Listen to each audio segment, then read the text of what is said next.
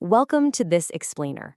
Look, if you're running a growing cleaning business, you already know all about the massive, high-stakes tightrope walk of using 1099 independent contractors. On one hand, you absolutely need to maintain that five-star quality control and brand consistency, right?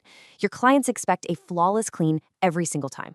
But on the other hand, you've got the super strict rules of the Department of Labor staring you down. If you control those contractors too tightly, boom, you cross a major legal line. So today, we're going to unpack exactly how you can balance this whole thing. How do you maintain flawless, checklist-driven quality without accidentally turning your 1099 contractors into W-2 employees? Let's figure it out. All right, here's our game plan for today. First, we'll hit the quality control dilemma. Second, DOL rules and the catch. Third, checklists for final results. Fourth, orientation versus skills training. And finally, safe independent contractor agreements. Okay, before we go any further, I want you to ask yourself one absolutely fundamental question. Can you tell an independent contractor how to clean? Seriously, think about it.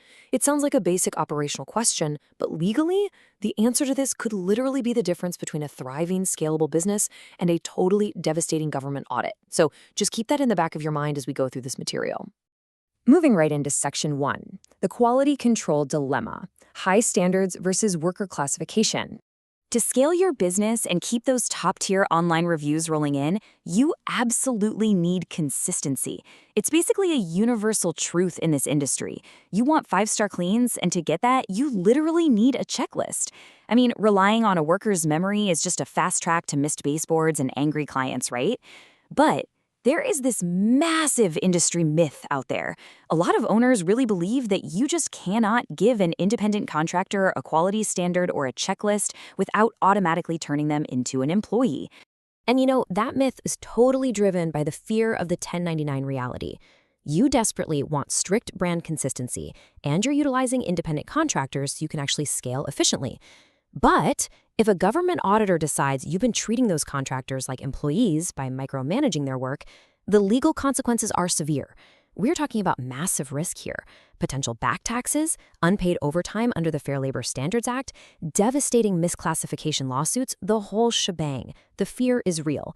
But avoiding checklists altogether, that is definitely not the answer. Which brings us to Section 2, the DOL rules and the catch, the economic realities test. So to safely navigate these 1099 rules, we really have to understand exactly how the government views your workers. The Department of Labor uses this thing called the economic realities test. They use it to figure out if a worker is dependent on you as an employer or if they're truly in business for themselves. Now pay special attention to that degree of control factor. This is exactly where cleaning businesses usually get into trouble. If you dictate the exact schedule and the specific methods used to perform the work, like, say, telling them exactly what physical pattern to mop the floor in, well, the government sees you as an employer, period. Let's look at a direct contrast here to make it super clear. An employee, they are told exactly what chemical dilution to use. In fact, OSHA's hazard communication standard legally requires you to train them on this if they are an employee. They're trained on how to scrub, in what exact order, and what specific physical motions to use. An independent contractor, on the flip side, brings their own supplies and is simply given a final scope of work. You tell them what the surfaces need to look like at the end of the day. The government really doesn't care if they prefer clockwise or counterclockwise wiping motions, and frankly, neither should you as long as that counter is clean. That leads us perfectly into Section 3. Checklists for final results, defining the what, not the how. Here is the good news. Checklists themselves are not illegal. It is entirely about how you frame them. You've got to define the what, not the how. A safe checklist has to act as a clear scope of work. It defines the end product explicitly, room by room, task by task. This gives you a baseline for accountability and creates a common standard for your brand. But notice the crucial distinction here. It never, ever dictates the step-by-step physical process.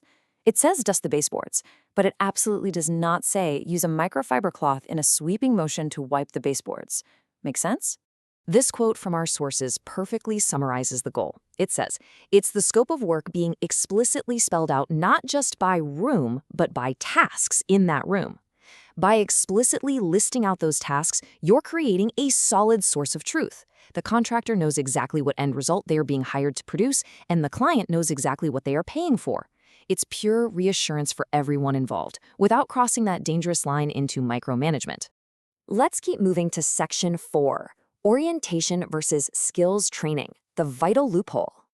Okay, so how do you actually introduce a new contractor to your cleaning standards and checklists if you literally can't train them? Well, you conduct an orientation. Orientation is the process of outlining your business expectations, your final result standards, and your general brand rules. The absolute key here, the vital loophole really, is that you introduce these checklists without providing professional skills training. You are just bringing them into your business ecosystem and showing them your expected outcomes. You are not teaching them their trade. Let's compare the two again so it really sinks in. As our sources on workplace safety point out, training a W-2 employee actually requires specific OSHA hazard communication on things like chemical dilution, proper lifting techniques, and precise equipment handling. That is training the skill. Orientation for a 1099 contractor, however, involves showing them what the Vacation Rental Housekeeping Professionals Guidelines call the standard home appearance. You review the scope of work so they know exactly what a guest-ready or client-ready property looks like.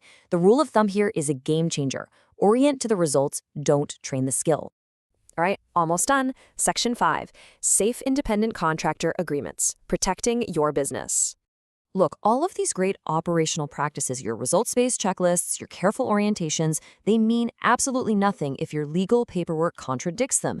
Your contract has to explicitly define the working relationship right from day one. You need to prove to the IRS and the DOL that you understand the boundaries. A standard independent contractor agreement, exactly like the ones outlined in our sources, establishes this exact independent status right there in the text. Listen to this specific phrasing taken straight from a standard legal agreement document. Neither the service provider nor the service provider's employees or personnel shall receive any training from the client for the professional skills necessary. This contractual language perfectly aligns with the framework we just went over. It legally codifies that you are absolutely not providing skills training, which strongly reinforces their independent status.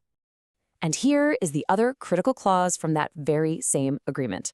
The service provider has the sole right to control and direct the means, manner, and method by which the services will be performed.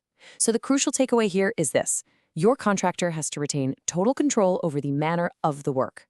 Even if they're using your checklist to know what needs to be cleaned, they get to decide how they clean it. They decide what tools they use and in what order they tackle the actual physical labor.